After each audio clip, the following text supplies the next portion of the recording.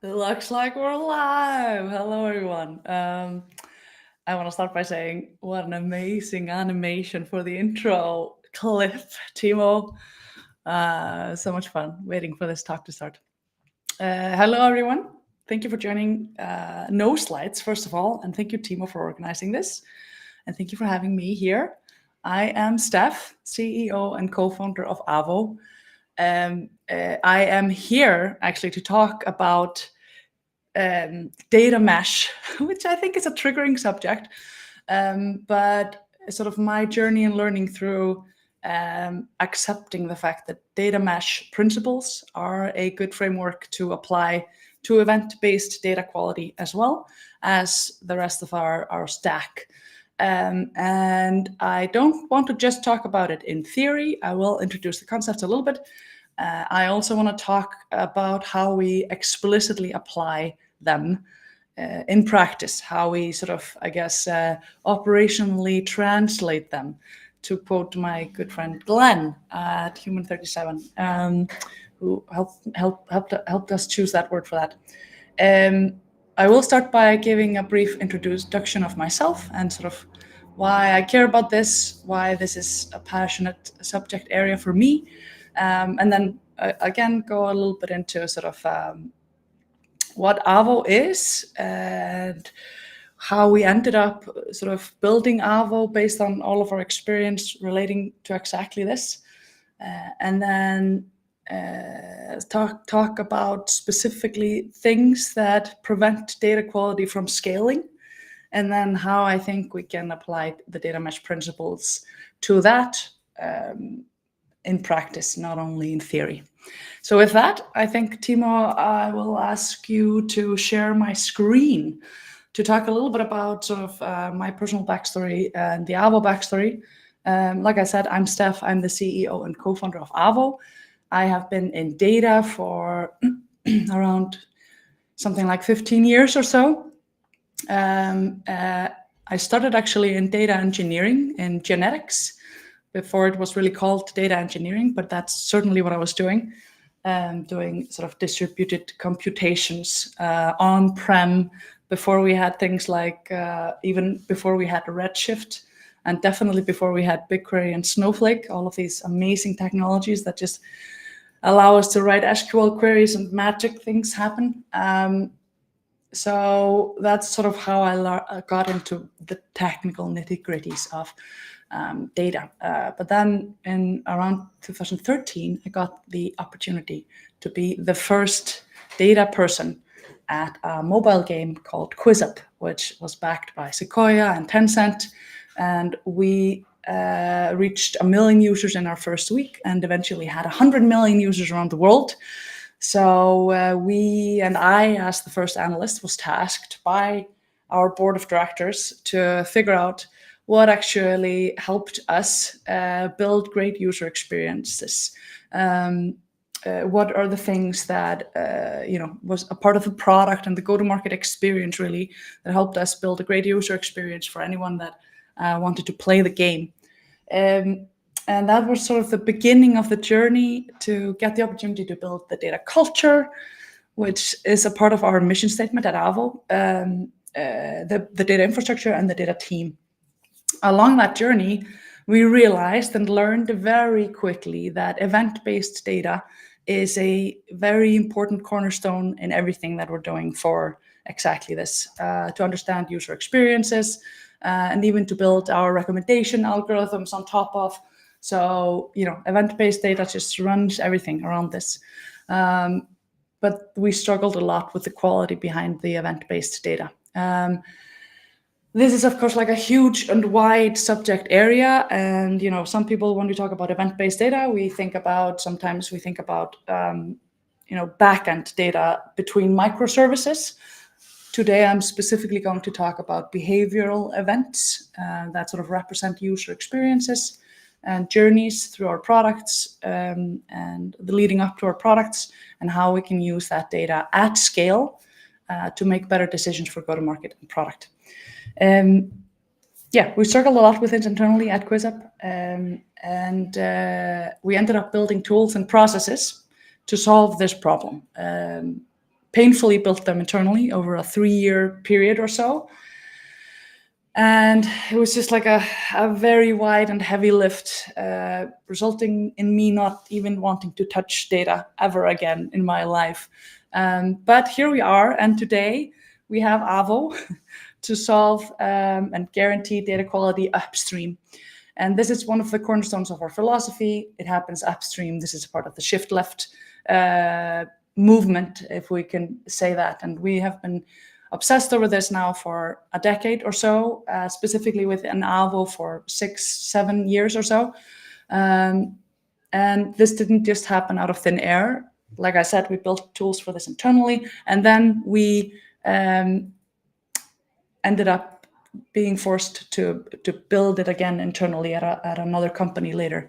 And that was sort of the beginning for us talking to hundreds of product managers, data practitioners, and product engineers all over the world for sort of leading companies like Airbnb and Twitch and Spotify, and realizing they had all built these internal tools and processes as well, but it was all extremely painful and cumbersome. And I'll talk a little bit more about like the details of what was so cumbersome about it. But yeah, here we are now, and I want to just wrap up this intro part by highlighting two of my sort of favorite quotes to sort of talk about the extent to which we care about the problem.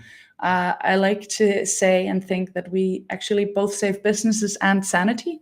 So these are two of my favorite quotes from one of our favorite persons at Fender, who says, "I would quit my job and switch careers if I could no longer use Avo." So that is the experience that we want to convert like data practitioners' experience around data into. We hate the idea that everyone is just completely miserable about the management of data quality, and we really want to change that perspective. And I think we can, and we're onto something for that, and we're already creating this kind of feeling. And so that's sort of like a light at the end of the tunnel for anyone here who is struggling with solving data quality for event-based data. Independent of what tool you end up using, there is a way to get there. And then sort of if you think about the business impact, why should you care about the quality of your event-based data? So this is a quote from a general manager at Moody's, the financial ratings institute, I guess. The quality of our data structures, thanks to Avo, were the prerequisites for us being able to launch our generative AI solution months earlier and make millions of dollars more in revenue in the last fiscal year alone. So that's the level of impact that we also believe quality event-based data can have on businesses. So I just want to start you off by, highlighting this. Like you want to think about this because it saves businesses and sanity. Okay, so I want to then just walk through a quick rundown of what Avo is. I will be spending the majority of our time, hopefully, within the product, doing a demo. But before I actually dive into a demo, I'm just going to jump into the overview and the 3 core use cases that Avo offers to fix data quality. And these are not just obsessed over Avo. These are the cornerstones of what I think you need to obsess over if you want to fix event-based data quality. So you want to enable fast and collaborative data planning. You want to enable some sort of a data observability and monitoring, which feeds into the planning and also feeds into the sort of alerting mechanism for when things fail. And then you also want to enable the data producers to fully be able to sort of implement things very fast and accurately without having to do a lot of back and forth. And I just wanted to set that stage before we sort of dive into talking a little bit about what the Avo product does. And then I'll take a break from that and do a quick recap of the data mesh principles, because I want to highlight the specific problems that happen when you start doing things at scale. So, and I should also start by saying, I know that this is called absolutely no slides. And I love that, Timo. Thank you for organizing something that has no slides for us. Sometimes it's helpful to have like this quick overview of what we're about to talk about. So I decided to break the rules. Sorry about that. Anyway, so here we are in Avo. This is what we would call, or what many people call, a tracking plan. Some people also call this a schema registry. Some people also call this data contracts. So various words and terms for a list of events that you would be triggering from your product. So this is the planning part of it. Like this is the registry of the events that you want to be logging from your product. But as you can see, we have an Avo, and this is what you would need to and want to build in your internal schema registry, an implementation status of all of these events. So you can see from which events are we attempting to send these, from which sources are we attempting to send these events. And then whether they are actually matching the actual, like the schema, whether the schema is matching the implementation. And this is a huge empowerer for two things, because every time you plan analytics updates, like event analytics updates, you will need to base that upon what already exists if you want to prevent mayhem, if you want to prevent the fact that just anyone can run in any direction, which sort of produces something that we like to call the Wild West, where just every single person is running, or every single team is running on their own. So you really need to have that source of truth for what is the planned set of events that you want to be tracking, and what is the actual implementation status of them live. And so you can see here that the implementation status of the message received event from web is that this is actually always sent according to the current tracking plan, according to Inspector, which is our data observability product. Specifically for this event, that is also being implemented with the Avo CodeGen, which is something that we just saw. And like we originally built this for ourselves internally, and then at another organization we did the same. And so many companies have built some sort of a code generation that takes schemas like these and convert it into type-safe code that product engineers can use in their code base without having to think about how should I type the name of this event, what properties are required, and sort of like the code just takes care of helping the engineer implement things correctly. While we see that a bunch of other events have just never actually been seen according to the current tracking plan. And so this is sort of like the overview of the list of events that you want in your product and the implementation status of it. And then of course you can look at the overview of all properties and how they are attached to specific events. And you can dig into each of these to see, okay, this event should be triggered on this occasion. It has a bunch of metadata attached to it, or properties, as we call them. And then I want to sort of walk you through basically what a single event, sort of like a product release, would look like in a state-of-the-art way to manage these kinds of releases. So you go and you create a branch within Avo. So let's call this no slides demo. And so you can see already that we're applying version control to our schemas, the way that we apply version control to our code base, and in the same cadence that we would for every product release, basically. So this kind of branch should be sort of tied completely with your next product release, and every single product release you should be doing an iteration of your schemas like this. And the magic of having something like this, like first of all, what you get if you do something like a YAML or a JSON or hosted on Git, what you get is version control out of the box.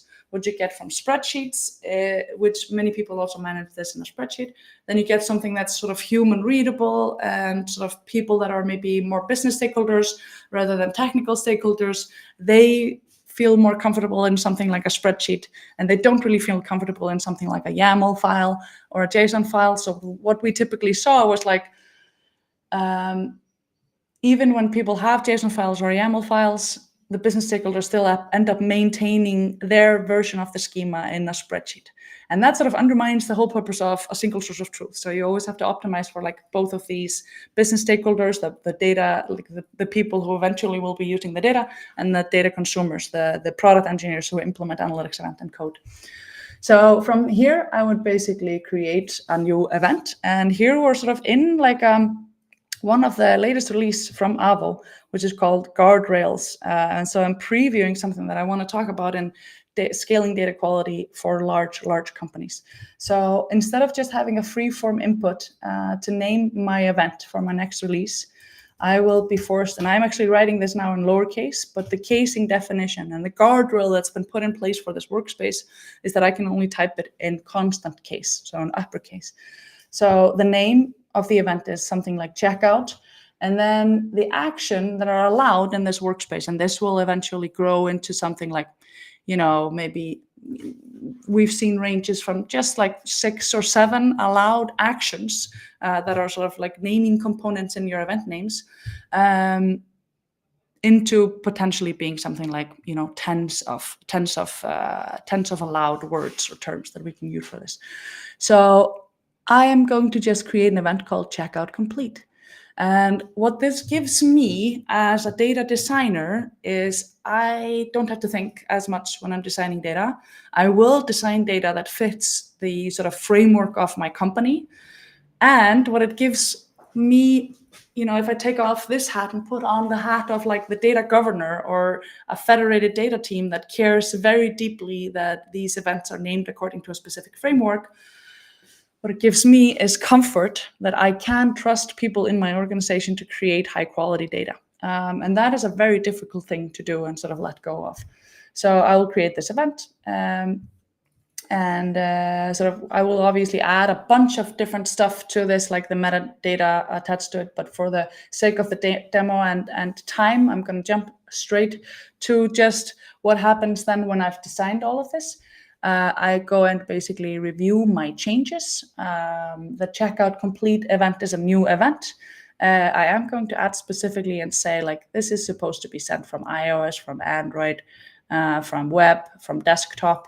And then we can see also that this event is sent from those locations. From here, I can then specifically review what changes are happening in the code base. And like I shared earlier, Avo offers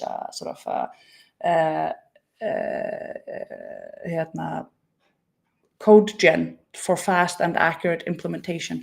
We also offer a lot of other things for fast and accurate implementation, but I would say probably 70 to 80, 90% of our customers eventually adopt CodeGen, just because engineers get excited about better ways of working. So CodeGen is applied for checkout complete here. And that would mean that the engineer here has these implementation instructions, and they would actually call sort of an Avo function to implement that. But for iOS, they are not using CodeGen, so they just have like a pseudocode to show exactly what should be implemented in the code base for that. And I can share these implementation instructions directly with a developer, either assuming that they have an access to this workspace or generate a public link that I can just embed in my Jira ticket.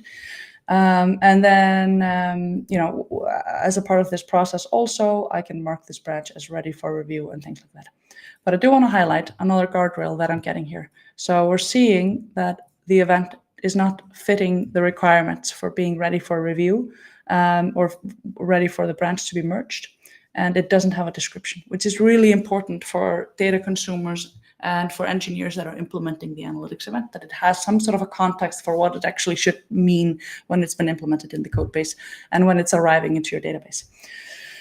And then basically once all of this is implemented and I have an implementation status ready to sort of be reviewed here, I can see that we're not getting these events yet into the tracking plan because no one has started implementing them. But as soon as an engineer starts implementing them, we will start seeing the implementation status checked in the sort of event overview. The other thing that's really worth highlighting is on our observability product, which is called Inspector, which allows you to gradually build your tracking plan based on all of your existing data.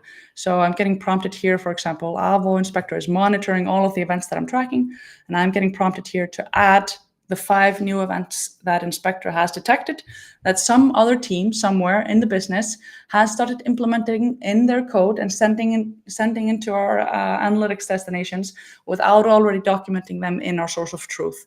And this is crucial for maintaining a source of truth, i.e. to have some observability to know how your actual data deviates from your expected data. So I'm being prompted to sort of import these 3 events here that have already been implemented on all of these sources.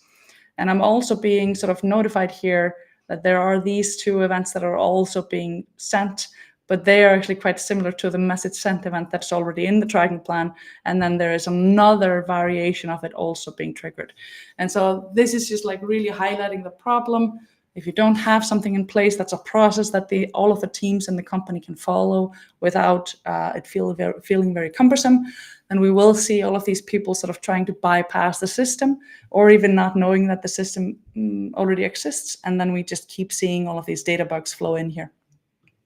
So I'm going to take a quick step back here and talk about step out of this sort of high-level core use cases to fix data quality. So fast collaborative data planning, observability, and monitoring, and then fast and accurate implementation. Basically making the lives of the product engineers easy is a really important part in succeeding in increasing data quality.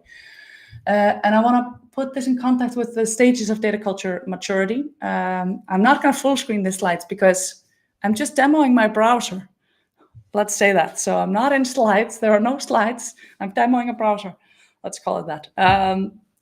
So like this is the stages of data culture maturity that we see organizations go through. You have no data in the beginning, obviously. You're just shipping your product. You're not measuring it. Then you start having this bad data thing where every person, every organization starts running on their own. Sorry, every team, every person starts running on their own. Hopefully they're able to use their own data, but in many cases they aren't even able to use their own data, let alone other people's or other teams' data. So that causes a lot of bad data, and that causes us to migrate into this centralized governance beast that we just have this tendency to want to control and make sure nothing bypasses, nothing goes into production that hasn't been reviewed by like a centralized data team or like a centralized governance team. And I really like the analogy that someone made earlier today. I think it was Sarah that made the analogy of like how do you find the perfect balance between governing your teenagers and giving them freedom to discover and run and learn on their own. And I think this is like exactly that same analogy. And there she was talking about it in the context of allowing people and analysts to build downstream models to then visualize in Looker. So it's exactly the same thing here. So you need to empower really eventually some sort of a self-serve governance. And this really touches on the data mesh principles. Because there we are talking about that the role of the data team, the centralized data team or the federated data team is not to ensure data quality everywhere. It is to create the framework that allows the teams to govern their own data quality and sort of define what it means to have quality data. And that is what I think every single company needs to sort of empower with systems and tools and processes. And so if you compare this a little bit here, we're looking at sort of the data mesh principles, a quick refresh. We want domains to own their own thing. Like we want them to be able to run forward on their own. We don't want them to have to rely on a central team before they can build their own dashboard of data. We don't want them to rely on a review from a central data team before they can ship a data or ship an analytics update. Of course, like these two, I think everyone agrees with this. We need to treat data as a product, self-serve data platform. We're always building towards that. And then we need to have some sort of federated governance that sort of empowers and specifically in the data mesh principles, we talk about federated computational governance that empowers people to have guardrails, the necessary guardrails to be able to run forward on their own without creating a data mayhem, without creating a Wild West with bad data. And these are the problems that we started seeing so much. Like we already were solving this case at a specific scale for so many of our customers. And like I'm talking about here, like we're already solving this for these incredible companies, empowering them to migrate from the Wild West and centralized governance, which most companies are stuck in a limbo state between these things because the centralized governance is so cumbersome that the teams bypass the system. And then you're back to the Wild West. And so this is what we call the data governance dilemma, or the data governance paradox. It's like you're trying to let people run forward on their own, but that creates this Wild West. But you're also trying to govern it a little bit, but that creates this massive bottlenecks, where it ends up that people actually just bypass the system, and which brings you back to the Wild West anyway. So it's all really about figuring out a way to actually empower people, domains, to own their own stuff without constantly breaking the data quality requirements that companies have. And in the interest of the demo spirit, without having slides, we just released, and thank you, a few great contributors that are, for example, Timo, for helping us frame this a little bit better, and Glenn and Thomas, shout out here at the bottom to you, to frame what are the technical aspects that actually, like a system, the recipe, a system to fulfill the data mesh principles for event-based data quality, or for event quality. So how can we, in practice, actually get to domain ownership, but maintain federated governance and treat data as a product? And so I've already talked about this in Avo. So you have a framework for event names and the level of abstraction. I already showed you this as well, like enforcing the naming framework. So within Avo, you can now take this naming framework to like a fairly extended layer. And this is what we've seen people be doing. Like historically, I think this is a fairly known thing. Like most companies abide by this. They want to have some sort of an object action naming framework. And then it's just about choosing, like, is it going to be constant case? Is it going to be snake case? In some cases, it's not object action, but action object. Like the segment template calls this, I think, noun verb or something. I don't remember or whether that's the mixed panel framework. So there are all of these ways to frame the generic naming convention. But what we learned when you reach data quality, and like when you're trying to scale data quality at a much bigger scale, we're talking like, tens of thousands of people in a single organization contributing to the naming of events. So that is the level of scale that we're talking about these issues for. Then these often tend to no longer work. And then we start seeing people create very advanced rules. And so, for example, we've seen people add like a naming component in their framework called like feature area. Like they prefix feature area. So they prefix every single one of their event names with a reference to a feature area. And then potentially that can be like, let's take Sixt as an example. They have like 4 product offerings. It's like rent. I have to change this to custom here and change this to constant case. So you can see I can get very granular with how the level of detail I can define this. And so they have like rent, ride, and a few other product areas that they can define event names within. And then we can say in like a very detailed level, like anyone can define, let's add a separator as well. Separator, let's call it a column. I've actually seen this naming framework in a few different cases, like a compatible one. I believe Bill, one of our customers, have a very similar framework to this one. So every single event should be named with like a feature area, which is just a set of like 4 or 5 values that are allowed there, colon, and then an object, and that's just like a freeform thing. So you can just choose any type of object, and then the action is just like a set of predefined allowed values. And why is this important? Because it prevents things like game started game start game, game initiated, match started. Like if you predefine the allowed values or allowed words that you can use in the names of events, then you reduce so much the amount of duplicate events that are just like just seemingly really, like they're just so frustrating because they're so needless.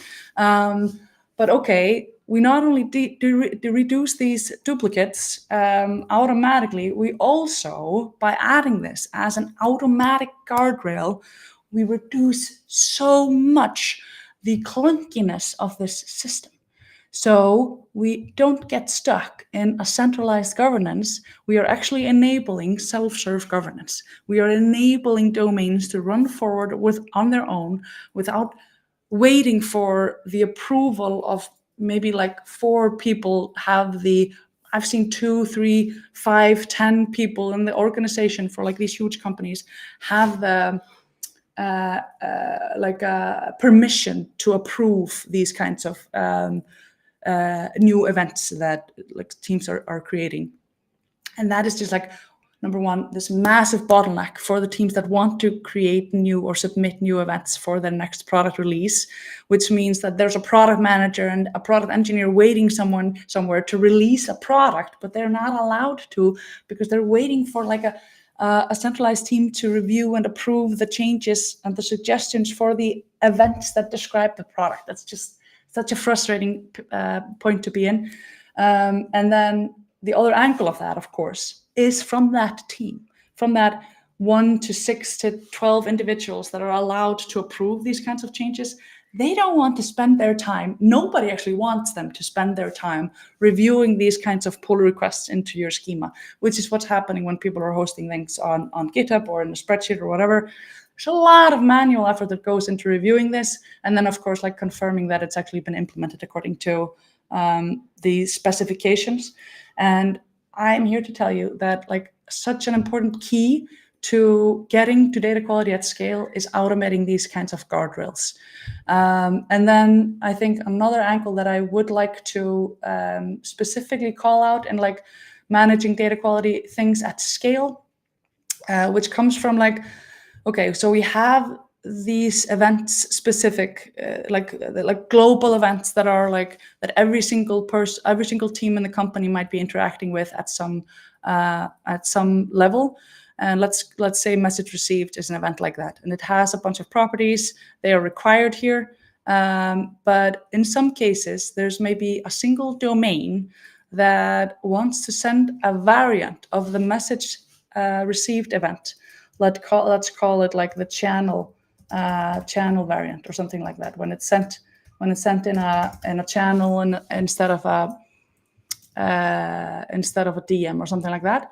And in that case, you actually want to add a specific property that's only required in the case when this is sent in the context of a channel.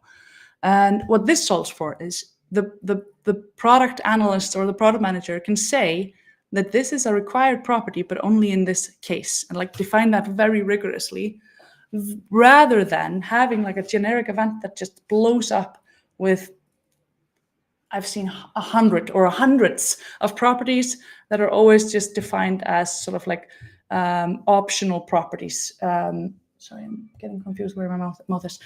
And so sort of like this is also a part of the sort of data quality at scale, like being able to very rigorously define the edge cases of when your data structures should look like this, and then when they should be extended with this always sent or like required property and things like that.